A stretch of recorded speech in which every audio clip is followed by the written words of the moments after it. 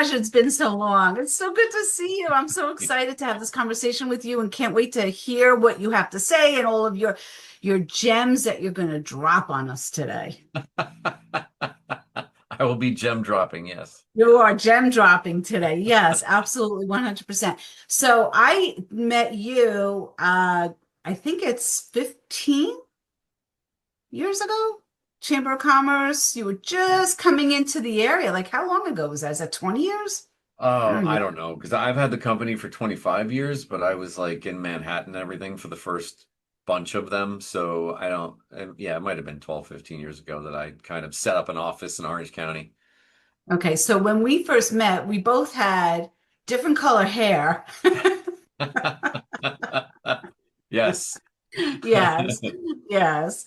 So we've both embraced the gray, which is awesome. So let's I'm going to let you introduce yourself to the audience. Let them, hear from you, your 60-second, bio and your claim to fame.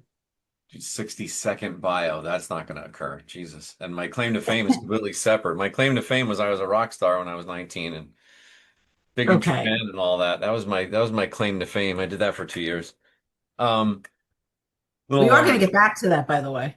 okay, a little longer than 60 seconds, but it'll all tie in. Go So ahead. I've had capacity consulting for 26 years now.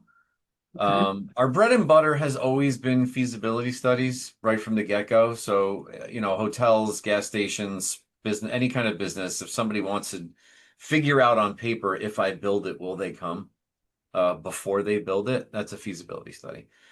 Little bit I started with bigger clients when I met you and moved to Orange County, kind of started focusing on smaller, more clients. And then about 6 years ago, we fell into this niche of doing them for American Indian tribes through federal grants. That's interesting. Yeah. So the company just went, right? It was just me and like some help, and I think we had 5 employees there for a little while.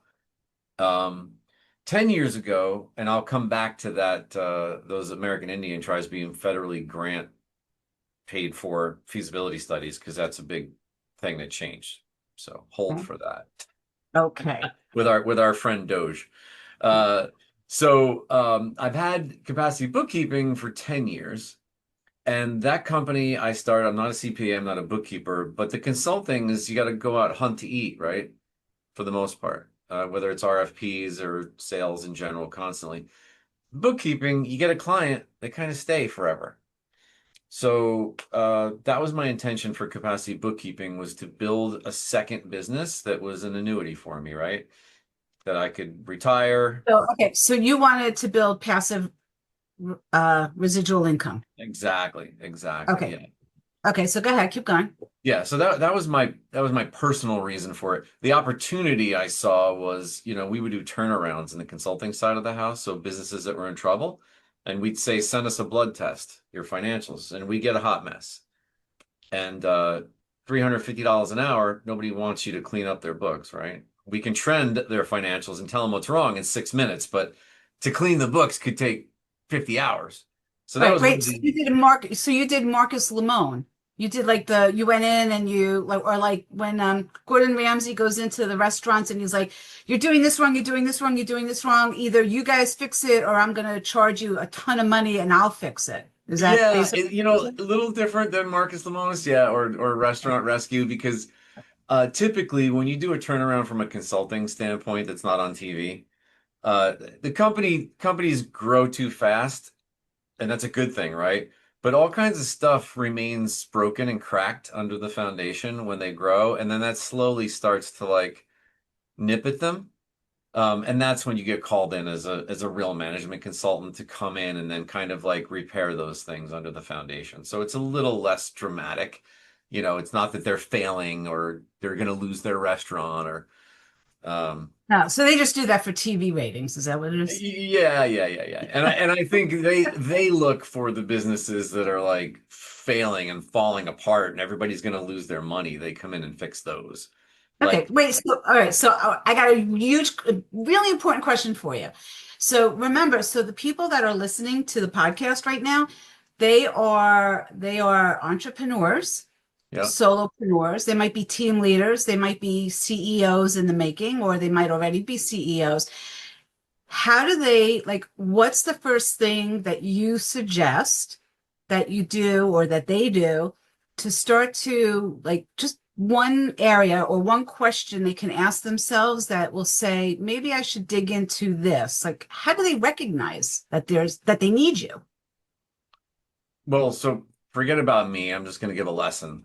Because Okay. the consulting, because we don't really do the turnarounds anymore on the consulting side of the house. I'm not pushing that at all. I just want to push the bookkeeping, and I could talk about that. You can talk about it, But push the bookkeeping after. I wanted the answer to this. yeah, but the great lesson, there's probably several that come out of that experience of me like coming up with bookkeeping and coming up with residual income is if you're a CEO or an entrepreneur, one of the things that I would always tell people to do is look for diversification. Diversification is a really, now don't lose focus, right? You have a lot of early entrepreneurs that are shiny object people and can't get their first freaking business out of the door, right? And they just constantly hitting roadblocks because they have this total inability to actually like focus and hone in. But if you have that business on a fairly successful trajectory and you kind of have everything fixed, there's another lesson here. Then look to maybe diversify, right? Especially if you have many interests. The lesson here is a huge lesson that I use all the time that is really difficult for people. Look for the failures. Focus on the failures and the negative. I'll make it positive for you. Those are improvement opportunities, There you go. right? That's perfect. I love that. So the Love biz that. so the businesses that I just talked about that call us, they grow too fast and I have all these little cracks. Yeah. If they were to go back and just look and go, the military does it. That's why the militaries are so tight, right? How do you get all these thousands of idiots to march in the same direction and put their lives on the line, right? Like, how do you get them to do that? It's because they debrief. Yeah. Everything they do, they debrief and they go, who stepped wrong? Who looked the wrong way? Who did this wrong? And it doesn't have to be mean. You can set up a culture where that's a positive thing that you're doing is looking for improvement opportunities. And So wait, I'm going to stop you for a second. So there's something called a Kaizen. Have you ever heard of a Kaizen? yeah, Okay. So most people don't know what that is. So a Kaizen, and I'm going to just put this in as simple layman terms as possible. A Kaizen is when you do just that. You turn the camera inward and you say, where can we improve? Where are we inefficient? And then they go through a whole process. I think it's called the black belt. Is it a black belt thing? Is that what that is? there's a million different ways that Yeah, you there's a can do it. million Yeah, different things. yeah. So that's what you're talking. Okay, so they do the Kaizen. They've got their business. You're doing that in your own consulting business. Is that what shifted you into bookkeeping? Like how did you make that change? Because that's a big change. Yeah, no, so consulting still exists, Oh, right? okay.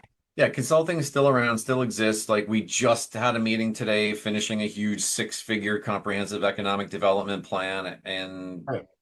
Michigan or somewhere, or South Dakota. I can't even remember where it is. Sorry. I try not to do the work. That's the other lesson. Work on your Oh, business. delegate?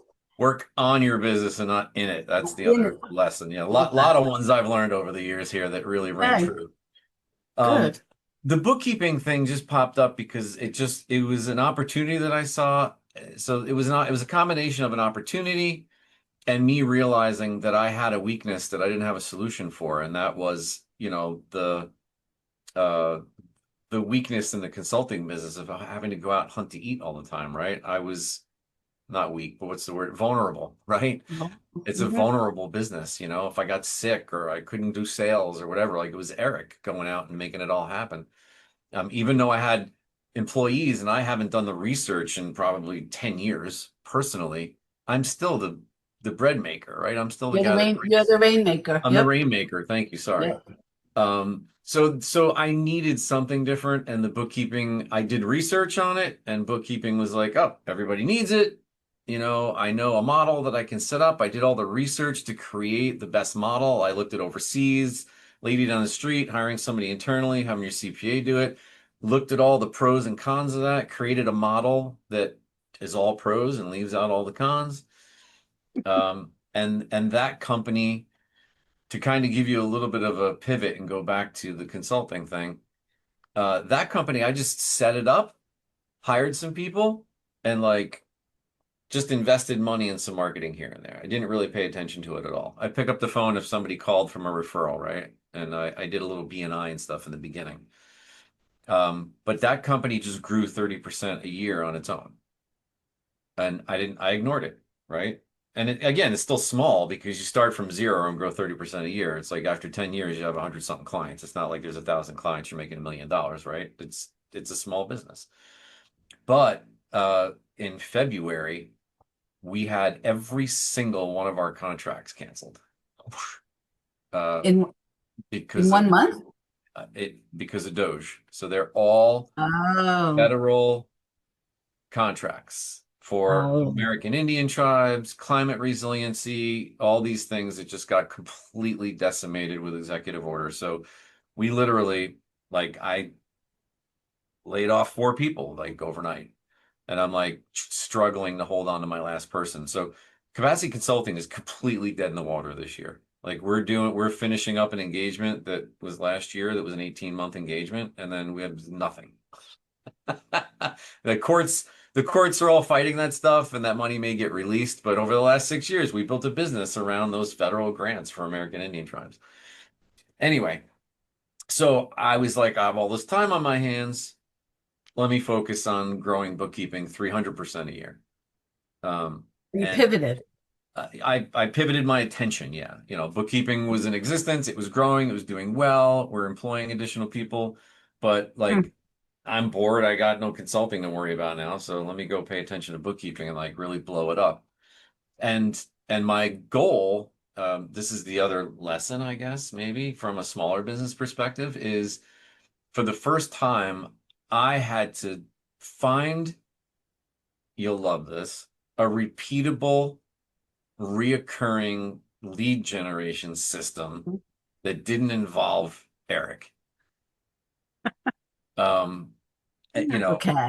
because you can only network, you can only network so much, You're right? right, right, If you want to grow from a small company that's networking with everybody in your county and grow a regional business, at some point you have to come up with some kind of a repeatable system that doesn't require you. right. Um, so yeah, so I did a lot of research and we just pulled the trigger on we hired an AI company out of the Netherlands. Um, That's interesting. Yeah, yeah, yeah. I knew AI was the way to go because cold calling works really well for us. It's just everybody that we hire doesn't stay in the business very long. Okay. So we found this company in the Netherlands and they do email. It's AI generated. So they collect if you run into anybody who does this, they do it right. They collect a ton of information to feed the original AI machine to start to generate stuff. And they send out like I think it's 500 emails a day to your target audience. But Okay, good. they do a ton of research and they don't A/B test. They like A, B, C, D, E, F, G test, right? To make sure. And in the Right. contract, I'm guaranteed 15 leads a month or I don't pay. So nice doing business with 1,500 qualified leads.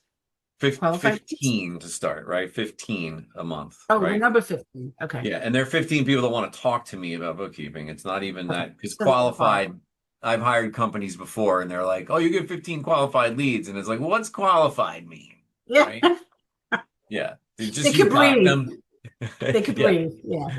They can breathe and you got them to talk to me and when they find out what I really want to talk about, they change their mind. Yeah. Like, no, these Yeah. guys I Yeah. learned that um Dutch people have a really different ethos than Americans in a refreshing Just- kind of a way.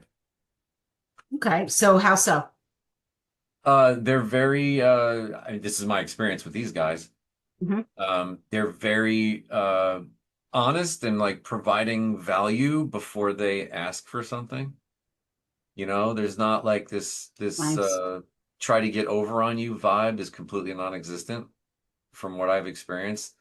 Like these guys just blew everyone else away. Like what they preached was literally like their vibe and their caring and their kindness actually was translated to the wording of the contract. Wow. So how often do you meet somebody and you're like, these guys are kind and super intelligent and they're like, we want to help you and grow with you, and you get that feeling, and then you get the contract, and the contract is either just completely legalese that doesn't have any personality at all, Yeah. right? Or says something in there that goes against what they just said. Right. They said something and right. What you're about to sign is something completely And different. Yeah, right, I and think you're that happens a like, lot. yeah, and you're like, oh, there it is. There's the catch. No, man, it swung completely. Like it was written in Nice. the same uh ethos that they were speaking. I was like, wow, that was like the best contract I've ever read in my entire life. Um, Fantastic. yeah. Anyway, so pretty interesting. It is. So, all right, so I just want to go back for 1 second. So when you when you were doing the consulting, because so what I heard, I just want to make sure I understand, most of the contracts, if not all, were government related, and so all your eggs were kind of in a basket, right? Yeah, Yeah. So that's the Walmart effect. Do you know what the Walmart effect is? I've heard it, but I don't know what it is for So sure. from the manufacturing industry, a lot of manufacturers, they would want to sell into Walmart because Walmart was like one of the biggest, right, nationwide distributor of all of their products. Walmart would go back and say, well, you have to sign a non-compete because we want to have exclusivity. You can't sell this exact product anywhere else. And because they were getting paid so much by Walmart, they signed it. And it happened to a lot of manufacturers. And all of a sudden, Walmart's like, well, we don't want to carry your product anymore. We're done. We're done. Manufacturers go out of business because that was their one and only egg in the one and only Yeah, basket. yeah, Walmart killed, decimated yeah. a lot of manufacturers, unfortunately. So, okay, so then you pivot and you grow and you start to refocus on the bookkeeping. Yeah. Yeah, yeah. Okay. So now who are your ideal clients and what are you doing to diversify, like you said, because you don't want to have all your eggs in one basket anymore, right? Yeah, yeah, yeah. So, well, it's funny, diversifying the consulting is difficult because you got to start with the fact that a consulting business, you have to go out with a slingshot in the dense woods in the dead of winter and try to find a bunny rabbit. I love Hopefully, that analogy. I'm using that. Okay. like hopefully before you starve or freeze to death. Like that is the consulting world. Unless you're connected, right? Unless you're connected with the military or connected with something that's going to feed you constantly, you're out there hunting to eat like crazy, man. You'd be better off selling cars. You'd probably make faster money. So it's not a matter of like, oh, we got lazy and fell in this niche. It was like, oh, business is coming to us for once. Oh, thank you. Thank God. I don't have to go out with the slingshot. Oh, but it is what it is. The bookkeeping business, we have clients all over the country. I'll tell you a little bit about the model, so Good. it'll make sense. And we did all that research, and our model is all of our bookkeepers are US based. They all have at least 10 years of experience. Right now, my least is 13. My most is 35 years experience she has. They all have accounting degrees. Now, we don't do taxes. Mm-hmm. We don't do taxes. We're not CPAs. We don't give advice. We just do bookkeeping. But I require all my bookkeepers to have an accounting degree so that they understand accounting and bookkeeping, right? So there's a million bookkeepers that are out there that are like, I've got 10 years experience and I'm QuickBooks Platinum certified. That's great. You know the software really well, but it Yeah. doesn't mean you know generally accepted accounting principles really well. Yeah. Good So for you. that's why I require them to have that degree. Awesome. Um, we're insured, professionally managed. A separate person does the invoicing to check the hours that the bookkeeper reports up. They check them in real time before they invoice them to make sure they're not taking too long, right? And ripping off our clients or just work slow.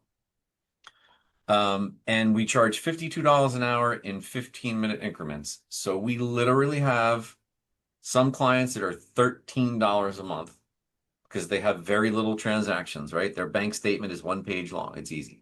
Done. And we have nonprofits in Manhattan that are $3,000 a month and wholesalers in New Jersey that are $2,000 a month. Wow, you've really diversified. But yeah, because we don't care. Like we're Yeah. system agnostic. All the systems, whether it's QuickBooks, Xero, NetSuite, any of that, they're all, when you get into the accounting part, they're all generally accepted accounting principles they have to fit. So they all operate the same. So we have dozens of different software that our clients use. Um, so yeah. So my favorite client, Yes. um, we do the Orange County Chamber of Commerce, we do the Sullivan County Chamber of Commerce, we do the Orange County Partnership for Economic Development, just to throw some names around. My favorite clients are nonprofits that have a full-time bookkeeper or thereabouts and lose them and bring us in. Those are my absolute favorite clients. The reason is, for me, they're bigger, right? If they're nonprofit, they tend to be kinder, which is always nice, right? Yeah. So bigger and kinder. For them, we end up saving when we replace a full-time or close to full-time bookkeeper, we save them like 60%. Not even kidding. Huge. Yeah, well, because it's not just the salary, it's the medical benefits, it's all of that, right? And Yeah, that's and fantastic. yeah, and there's a study that was done that out of an 8-hour work week, the average person works 2.93 hours. I know. Human beings are so unproductive. So yeah, the wholesaler was paying $60,000 a year. Oh, Our invoices last year totaled 13,000. they must be so happy with you. Fantastic. Yeah. So now how do you ask for referrals, or do you? Or don't you? Sure. I mean, yeah, I ask for referrals from everybody all the time. Like we don't do books, so we tend to refer a lot of clients to CPAs. Our clients will say, "Hey, I need a CPA." So that's probably where we get the most of our referrals from is sharing with CPAs. Hmm. Um, but we do a lot of SEO and we're doing some Google ads, right? So we always getting calls from somebody to look at their Good. books or clean up their books. I haven't done my books for 2 years and I haven't done taxes for 2 years. All right, well, come see us first. Don't pay a CPA $90 to clean your books. Let us clean your books up. Then you can go to the CPA and they can file your taxes for $600, right? Um, but we can do anything. Those are my favorite clients, but I'll take a roofing contractor all day long. We don't care. The work is the work. It doesn't matter if it's 15 minutes a month or 10 hours a month. It doesn't matter to us. Okay. So if you had one piece of advice for somebody who is just starting out in business as an entrepreneur, what's the best piece of advice you could give them? Wow. Just starting out, best piece of advice. I think I think the biggest thing that helped me was focus. So we'll go back to me when I said diversify, but only later, right? In the Yeah. beginning, you have to focus. You have to dig and fail and dig and fail and dig and fail and just like stay on that same hole, man. Like if you picture a field, don't dig an inch and then go move to another spot. You gotta like take a year and dig a 6 foot hole. Like because it'll never happen if you don't do that. So just out of curiosity, how many times did you fail before you became what you feel is successful? Before I figured that out, because there was a day when I went, I gotta stop because I keep failing. I'm just gonna focus. Um, Prior to that revelation, I don't know, dozen, right? I don't know, going after different things, trying different, and I'm a planner and a researcher, so I wasn't just willy-nilly failing. I would put a lot of time into failing. Right? So, but when I finally said, you know what, this makes the most sense, and I don't think I've been giving enough time and energy to any one thing. I need to focus on this. And that's when my life changed, right? That's when that's so that's my biggest advice is hopefully do the research so you don't spend a year digging in a completely wrong place, right? Yeah. Like, do a little research before you. That'd be my other advice, I guess, when I get away from me, is careful of passion. I can't tell you how many entrepreneurs that I've run into in this consulting business that's like, I'm going to open up a coffee cafe in this town. And I'm like, no, don't do that. Like, I don't even, I They don't even really like need, coffee. like, I don't even need to research to tell you not to do that. But it's such a great building. Yeah, it's a great building that'll be empty. Don't Yeah. do that. Yeah. Yeah, they follow their passion.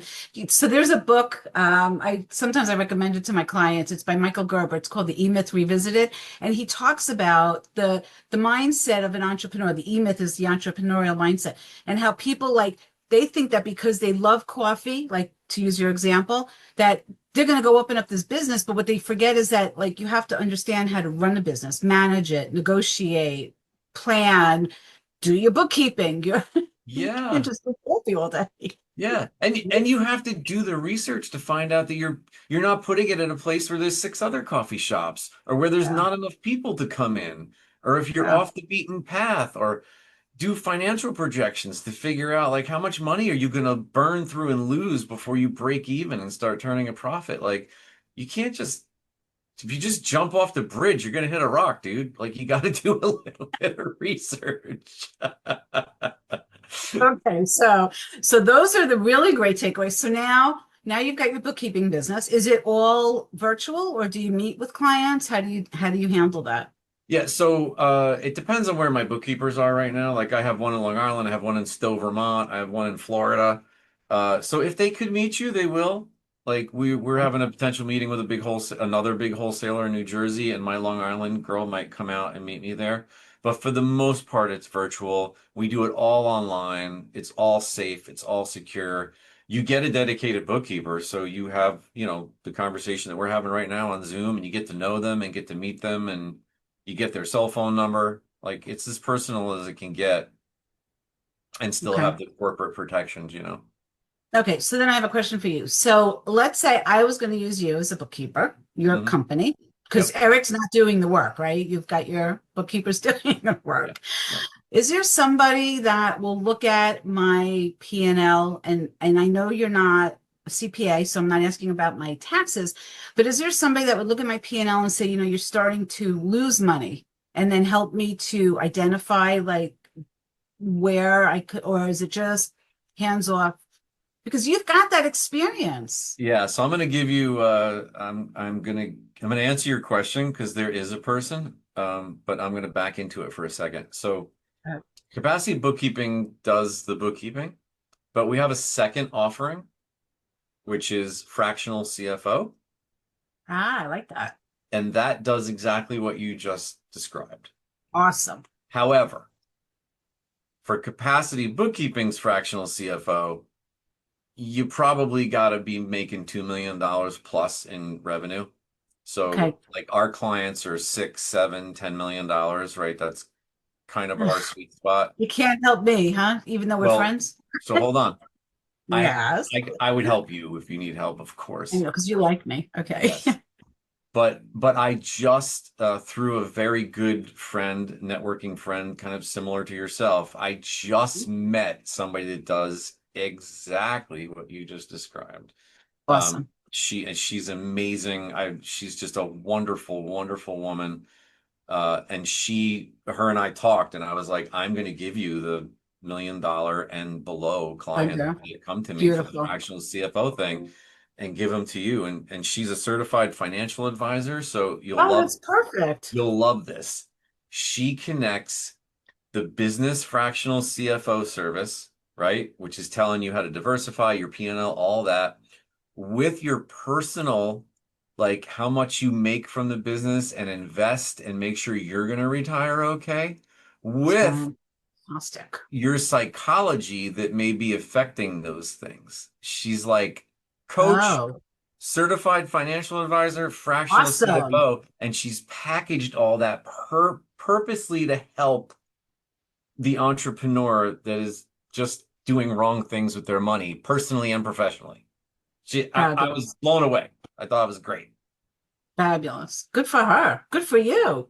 Yeah. Okay, so now you have that offering, so you've diversified. And okay, so is there any other offshoot from your bookkeeping business, or Oh, that's pretty yeah. much it? That's it. Okay. Yeah.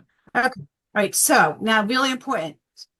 We're we're going to want to reach out to you. How do we connect with you? Where do we go? Is there like, do we have to email you? Do we schedule a complimentary little consult? Like how do I get to you? Yeah, no problem. So I'll give you the process and then I'll give you all the contact information. Okay, good. So the process is super simple. If you were like, sign me up, I'm good to go, I want in, then I Yep. would literally send you and Lori, my office manager, an email. And there'd be a calendar link, and I would say, Deborah, just click her link and pick a Awesome. slot, and then you two will meet, and she will walk you through. You don't have to worry about anything. She will walk you through how to give her access to your books. If you don't have books, she'll walk you through how to get QuickBooks or whatever you want. She'll walk you through how to connect to the bank account. Take 20 minutes at the most, and you're in, and we can rock and roll. It's super easy. She'll explain to you how it goes. She'll assign you the bookkeeper. Onboarding is the simplest thing ever. It's daunting for the new client, but like riding a bike for us, right? And we'll walk you through it and hold your hand. To Awesome. get that started, capacitybookkeeping.com. Eric, ERIC at capacitybookkeeping.com. Or you can call me literally on my personal cell phone, 845. Do you sure you want to give that out right now? Like, yeah, if I wasn't so handsome, I should be scared, right? But no. Kidding. Um, 845-430-1347. So Okay, and 430. we'll put the contact info and all of this in the when we're posting the podcast, so we'll be able to add that for you. So, okay, one last question. What from when you look at everything that you've done, all the years that you've put in, all the work you've done, all the connections that you've made, what's the biggest life lesson for yourself? Whew. Um, I'm gonna go with the first thing that dropped into my mind. Early on in my career, I had seen the advice over and over and over again that people are the most important thing, right? Like your employees or like, a key employee or like the people that you hire. And I always poo-pooed that.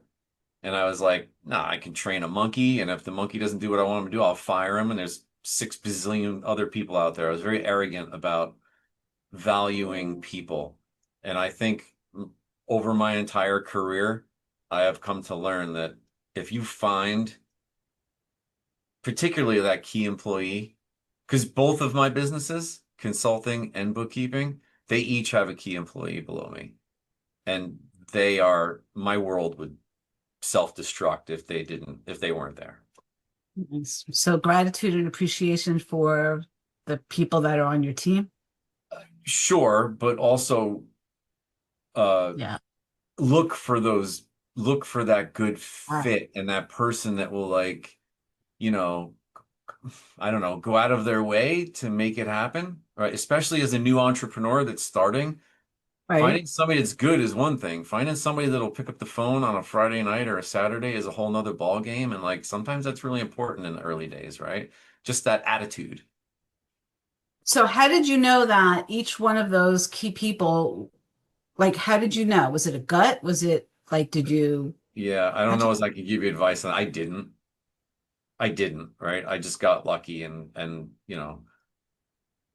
of the hundreds of people I've hired in my career, there's been a handful that just really stood out. And when you realize who they are, like do everything you can to hold on to them and keep them happy.